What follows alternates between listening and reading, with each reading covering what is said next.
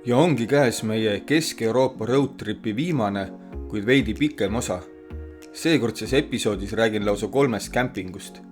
Esimene neist asub Kaliningradi külje all ja jääb põnevasse Masuuria kõrgustiku piirkonda. Teine kämp on Leedus ja 3. Lätis.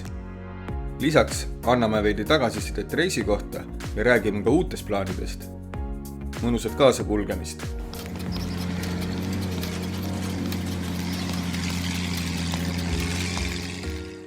Oleme pere, kes tunneb rõõmu lühikestest ja pikkadest matkadest. Reisime suvel ja talvel pisikese Haagissuvilaga, keda kutsume Arviks. Kokkame, maitseme mõnusaid jooke ja külastame lahedaid kohti. Siinne playlist räägime 2022. aasta Eurotripist, kus veetsime pikalt aega Tatrates ja Balatoni järve ääres.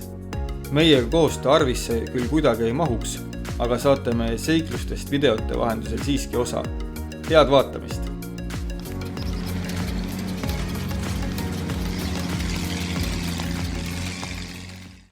Nagu öeldud, siis peale Kosinitse haiglast väljasaamist ja sealsest mängutoast lahkumist, mida Rahe ei tahtnud üldse teha, võtsime suuna Masuuria kõrgustiku suunas ning sihtkohaks sai sealne kämping nimega Kama.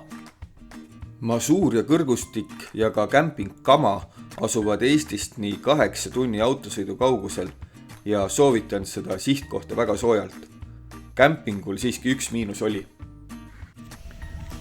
See on päris mõnus kämpa, et siin on oma restoran või selle järve vaatega, aga päris hea toit on seal, aga üks asi, mis mind nagu häirima jääb, on see, et selleks, et saada järve äärde, tuleb minna üle tee. Ja siin teisel pool teed on see jama, et muidu me oleks parkinud siia, et vist 1-10 on need järveäärsed kohad, et kui keegi tahab tulla enda suure matkaautoga, siis võtke kindlasti kohad 1-10, et siis saate siia järve äärde, et bronniga või midagi. Et meil oli just, kui me jõudsime siia, siis oli vaba see koht seal, kus praegu jalgrattad on nurgas, vasakul nurgas ja telk. Aga me ei saanud sinna jääda, sellepärast, et siin all ei ole tualette ja pesemisvõimalusi ega midagi. Ise oleks välja jäänud, et käid umbes seal restorani juures WC-s on. Aga lihtsalt see ei saa nagu, et iga kord, kui laps tahab pissile, siis sa peaksid taga minema kaasa, sest sa ei saa teda nagu üle autotee saata. Et see on asi, mis natuke närvima jäi, et kui siin oleks kas või mingisugused toi WC-d nurgas, siis oleks ka minikaravan on ja ideaalne, aga suure matkaautoga, kui tulete, siis jah, kohad 1-10. Kämpingus asub ka mõnus baar, / restoran ja kuna seal viibimise ajal saime ka mitu korda vihma, siis helistasime korduvalt oma haagisitelgile hoopis baariteenindust ja huvast olemist. Ka hommikusöögid olid seal täitsa nitsivoo. Masuuria kõrgustik on osa Balti kõrgustikust, kuid tegelikult on kõrgustikust asi ikkagi üsna kaugel ning lumiseid tippe otsima pole sinna küll mõtet minna. Samas kaunist loodust aga küll. Seal on üle 2000 järve, millest väga suur osa on omavahel ühendatud ja laevatatavad üle 50 kilomeetri ulatuses. Ja järvedele saab veesõidukiga läheneda otse mere kaudu. Kusjuures, kui rääkida näiteks kanuuga sõitmisest, siis annab seal kanuutada isegi läbi 10 järve ja matka pikkuseks on siis üle 100 kilomeetri.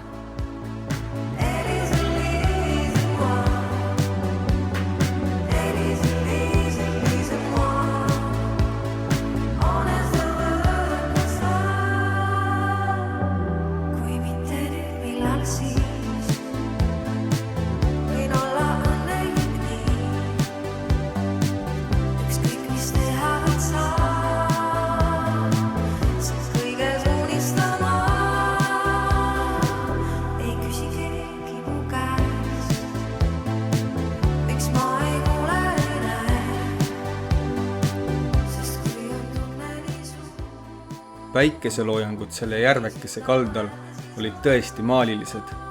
Taastusime oma haiglaseiklustest seal mitu mõnusat päeva ja kui olime piisavalt jõudu kogunud, siis käisime ka läheduses asuvas Mikiolaiki asulas veidi linnaelu maitsmas.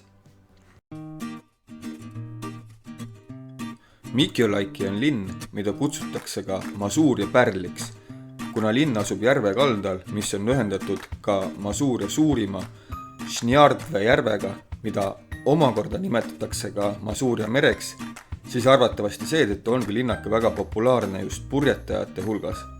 Kusjuures militaarteemad huvilistele võib öelda, et ka hundikoobas jääb linnast vaid nii 45-minutilise autosõidu kaugusele.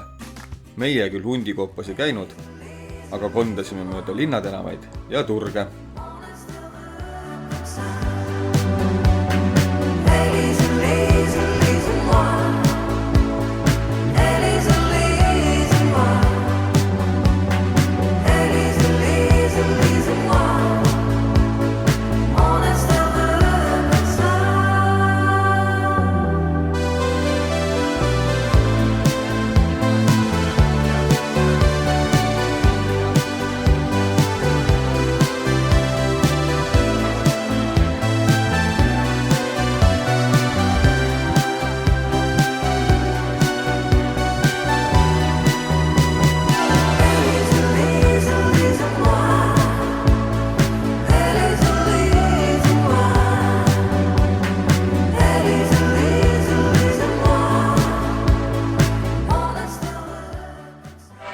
Niepotrzebne spory, niedaleka jest, zawołaj,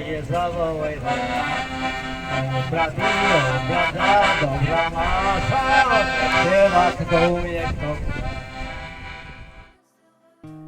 Lisaks sellele, et linnake oli ideaalselt hooldatud, siis pakuti sealsetes parkides ka päris põnevaid teenuseid, mida Eestis minu teada küll linnaparkidest ei leia.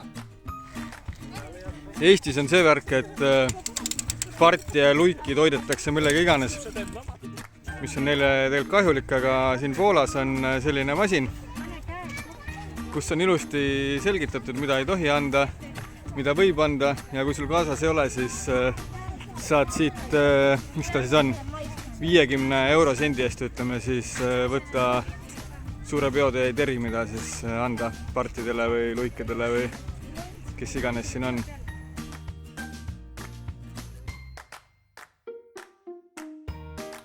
Enne kui Poolast minema põrutame, siis tegelikult on mul klaarida veel üks reisi alguses juhtunud asi. Nimelt, kas mäletate seda poni, keda reisi esimestel nädalatel Poolas nägime ja kelle eest hoolitseti väga vähe või peaaegu mitte üldse, sest ta kabjad olid kasvanud pikaks nagu Aladini sussid ja tal oli isegi raske käia. Teavitasin sellest ka Poola loomakaitset ning saingi neilt nüüd vastuse ja tänusõnad, et olukorda märkasime ning nüüdseks on poniga kõik kõige paremas korras. Peale viimast õhtut kämpingus Kama oligi aeg võtta suund Leedule.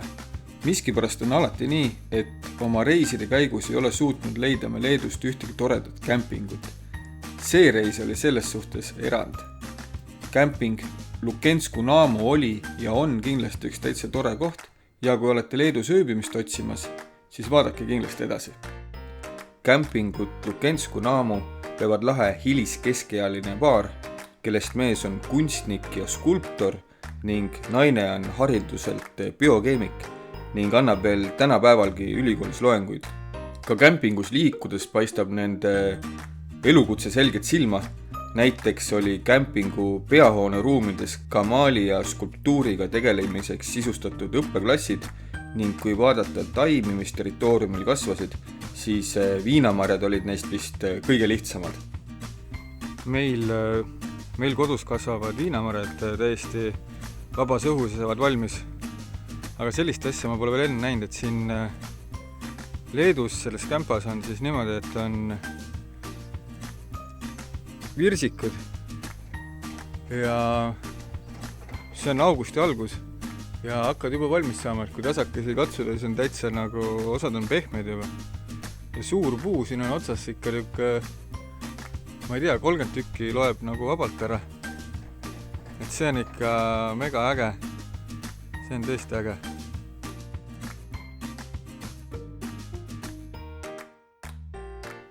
Neil on territooriumil ka lahe palkidest järvemaja ja kuna seal hetkel kliente ei olnud, siis saime ööbida tema õdusas õues.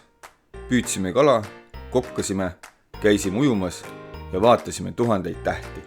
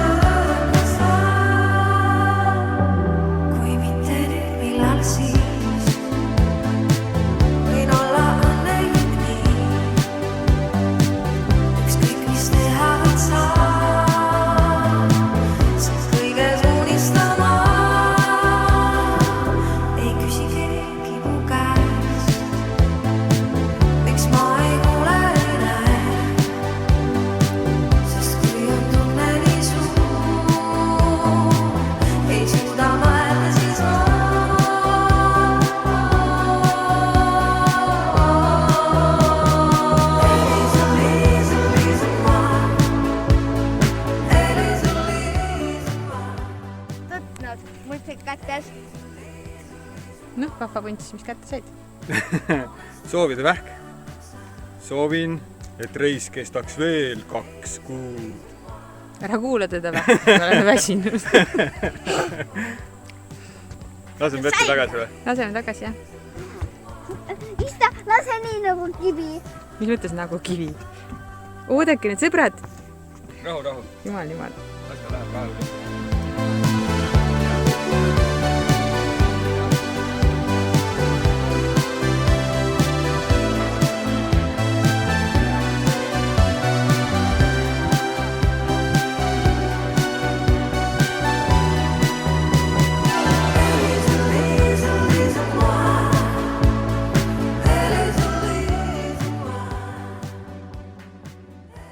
Kuigi kahju oli sellest mõnusalt putuka suminat täis kämpingust lahkuda, siis ei jäänud ka muud üle, sest pere oli juba väsinud ja viimane kämpa ootas. Kusjuures, kui suminast rääkida, siis kämpingul Lukensku Naamu oli plaanis rajada oma ruumidesse ka tõeline kodune pruulikoda, et klientidele kvaliteetset käside õlut pakkuda. Kellel huvi võib nende käest küsida ja uurida, et mis sellest plaanist on saanud. Kämping, kuhu läksime järgmisena, kannab nime Labirinti ja asub Lätis. Oleme seal käinud juba mitu korda ja lapsed alati ootavad sinna jõudmist, sest just lastele on seal väga palju teha. Jätan siia taustale käima mõned fotod ja videod sealsetest tegevustest, kuid tegelikult tahaksin rääkida hoopis sellest, et üks põhjus, miks oleme valinud sellise matkastiili, on suhtlemine inimestega. Kui käia mööda Airbnb kortereid ja hotellitubasid, siis tihti ei räägi sa juttu peale poeteenindaja või vaatamisväärsuse piletikassa müüjanna kellegiga. Matkates nagu meie, siis iga õhtu on pikemad vestlused naabritega ja mõned neist jätkuvad veel aastaid meili või sotsiaalmeedia vahendusel. Oleme leidnud ka mõnedki sõbrad, näiteks ka konkreetses kämpingus Labirinti kohtasime hollandlastega, kes tulid meile isegi mõne nädala pärast külla ja ööbisid oma ägeda kämperiga meie aia taga.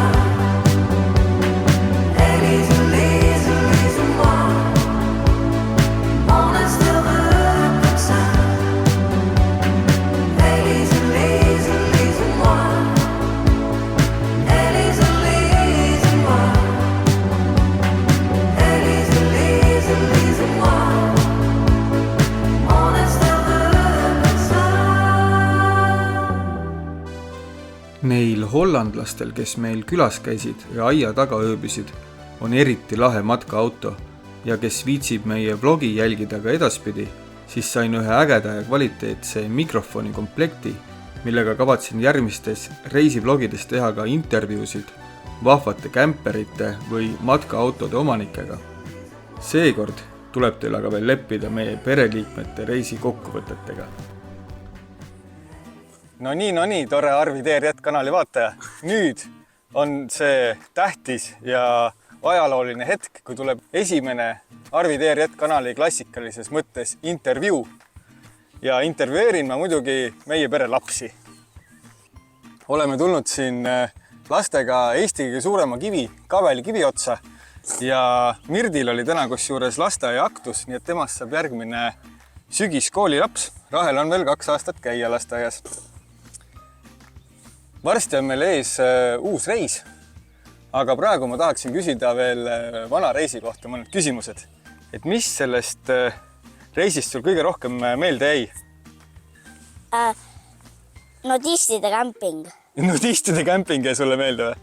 Jah. No päris lahe, sinna me juhtusime kogemata. Aga uuel reisil, mis sa arvad, mis sa tahaksid teha teistmoodi või millest sa unistad, kui me nüüd uuesti lähme reisile?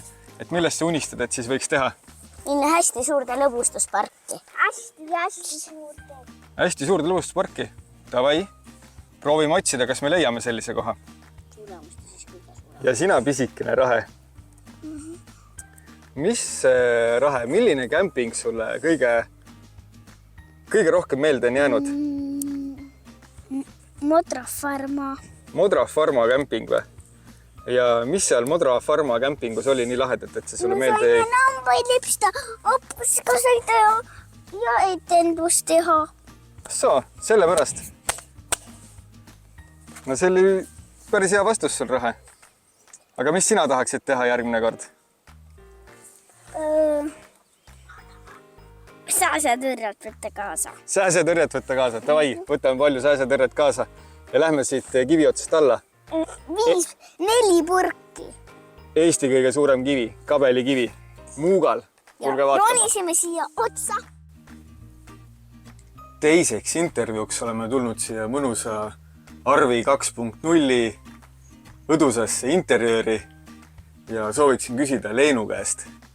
Kui sa mõtled meie eelmise reisi peale, siis mida sa teeksid teistmoodi ja mida sa vähemalt prooviksid teha teistmoodi? No ma ei teeks mitte midagi teistmoodi, sellepärast et mis on tehtud ja ma ei kahetse kunagi mitte midagi. Nii et see, mis oli, see oli. Mida ma tahaks järgmisel aastal teha teistmoodi? Ma tahaks olla chillim, mitte põdeda nii palju kogu aeg. Samas rääkides põdemisest, tahaks, et keegi ei lähe haiglasse, keegi ei lähe EMO-sse, keegi ei pea sööma antibiootikume, keegi ei ole kipsis. Et kui need asjad oleks kaetud, siis see oleks juba väga hea reis. Samas vana hea hoia ootused madalal, siis ei ole pettumust. Ja siis tahaks päevikut pidada, et mitte nagu blogi, aga paberi peal panna mingid asjad ja mingid hetkeemotsioonid kokku. Ja proovin olla chill ja pidada päevikut. 2 asja. Mida sina tahaks reisi ajal teha? No osad asjad lähevad, ma arvan, sinu soovidega kokku. Et mina tahaks ka, et kõik oleks terved, et see on juba reisi A ja O, et oleks lapsed terved, naine terve, Arvi terve ja et auto ka peaks vastu.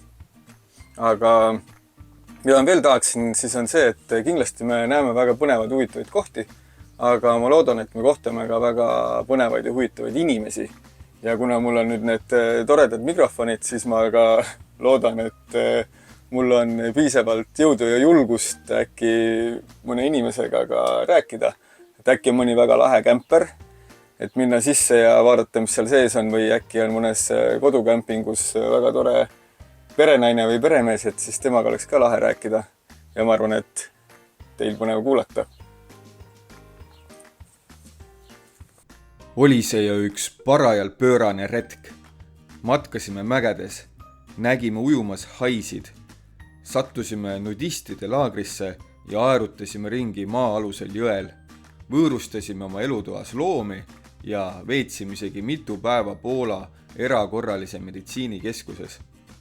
Kellel huvi, siis vaadake ära kogu meie Kesk-Euroopa playlist ja kes tahab teada, kuhu läheme järgmisena, siis lisan siia lõppu mõned vanemad kaadrid meie järgmisest pika perereisi põhilisest sihtkohast, milleks on Euroopa süda ehk Serce Europe ehk Sloveenia.